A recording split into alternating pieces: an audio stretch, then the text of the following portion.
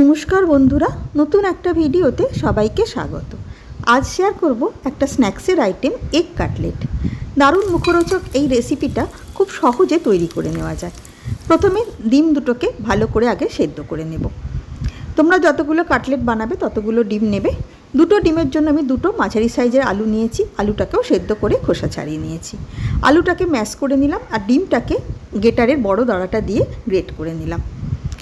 পুরটার জন্য এখানে 1 টেবিল চামচ মতো সাদা তেলকে ভালো করে গরম করে নিলাম। সাদা তেলের পরিবর্তে সর্ষের তেলও করতে পারো। মশলার জন্য নিয়েছি পেঁয়াজ, আদা, রসুন আর কাঁচা লঙ্কা। একটা মাঝারি সাইজের পেঁয়াজ নিয়েছি, 1/2 ইঞ্চি মতন আদা, 4-5 কোয়া রসুন আর 2 কাঁচা লঙ্কা। প্রথমে তেলটা গরম হয়ে যেতে পেঁয়াজটাকে দিয়ে দিলাম। হালকা একটু লালচে করে পেঁয়াজটাকে ভাজবো। ভাজতে ভাজতেই যোগ করে দিলাম গ্রেট করা আদা আর রসুনটা। আদা রসুনটাকেও পেঁয়াজের সঙ্গে একটু ভেজে নেব, তাতে আদা রসুনের কাঁচা গন্ধটা কেটে যায়।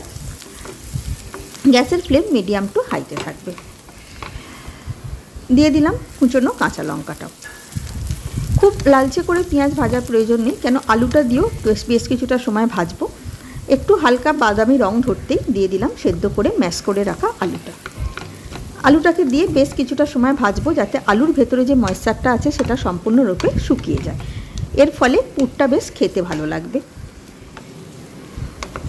বেশ 1 থেকে 2 মিনিট মতো সময় লাগবে আলুটাকে ভাজা ভাজা মতন করতে।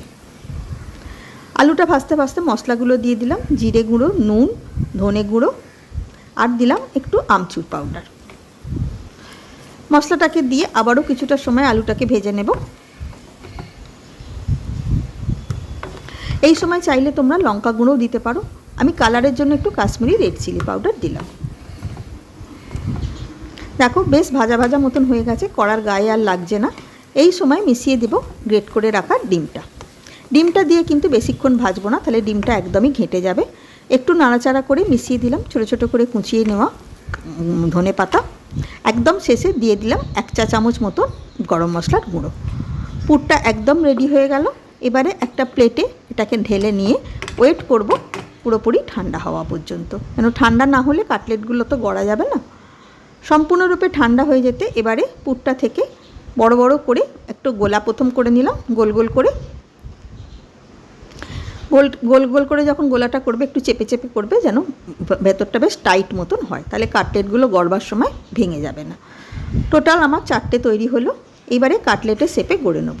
আমি এখানে চ্যাপ্টা মতন করে করছি, তোমরা চাইলে ডায়মন্ড শেপেও করতে পারো। যে কোনো তোমাদের পছন্দ মতন শেপেতেই কাটলেটগুলো করতে পারো। খুব হালকা হাতে চাপ দিয়ে দেখবে যদি একটু ফেটে ফেটে যায়, তখন সেটাকে হাতে করে করে একটু চেপে দিলেই দেখবে আটকে যাবে। যেহেতু আলু দেওয়া আছে তাই বাইন্ডিংটা ভালোই হবে। থিকনেসটা দেখেছো আমি কেমন রেখেছি। একটু মোটা করে কাটলেটগুলোকে করে নিলাম। এবারে একটা ব্যাটার রেডি করব। তার জন্য 2 চা চামচ সাদা ময়দা আর 2 চা চামচ কর্নফ্লাওয়ার নিয়ে দিয়ে দিলাম স্বাদ মতো নুন। অল্প অল্প করে জল দিয়ে ভালো করে একটা পাতলা ব্যাটার তৈরি করে নেব। খেয়াল রাখবে যেন ভেতরে কোনো লাম্পস না থাকে। ব্যাটারটা একদম রেডি হয়ে গেছে। একটা প্লেটে কিছুটা ব্রেড ক্রাম্বস নিয়ে নিলাম কোটিংয়ের জন্য। এবারে প্রত্যেকটা কাটলেটকে প্রথমে ব্যাটারে ডিপ করে নিয়ে ব্রেড ক্রাম্বস দিয়ে চারদিকটা বেশ ভালো করে কোট করে দেব। দুটো সাইড এবং ধারগুলো সুন্দরভাবে কোট করে দিলাম। একটা কাটলেটকে আমার রেডি করা হয়ে গেল। একইভাবে প্রত্যেকটা কাটলেটকেই প্রথমে ব্যাটারিতে ডিপ করে নিয়ে ব্রেড ক্রাম্বস দিয়ে কোট করে নেব।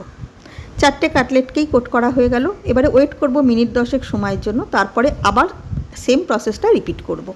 দুবার ধরে কোটিংটা করলে গাটা বেশ শক্তও হয় এবং ক্রিস্পিটাও ভালো হয়। দুবার কোটিং করা হয়ে গেছে। প্রত্যেকটা কাটলেটকেই একইভাবে দুবার ধরে কোটিং করে নিলাম। এবারও আরও 10 মিনিট ওয়েট করে তারপরে ভাজবো। সঙ্গে সঙ্গে ভাজলে গায়ে যে ব্রেড ক্রাম্বসগুলো আছে সেগুলো তেলের মধ্যে পড়ে যাবে। সাদা তেলটা ভালো করে গরম করে নিয়ে দুটো কাটলেটকে দিয়ে দিলাম।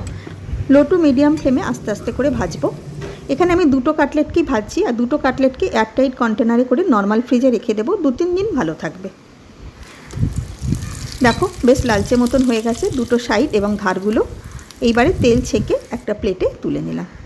খুব সহজে এটা তৈরি হয়ে যায় এবং ভীষণ ভালো খেতে হয়।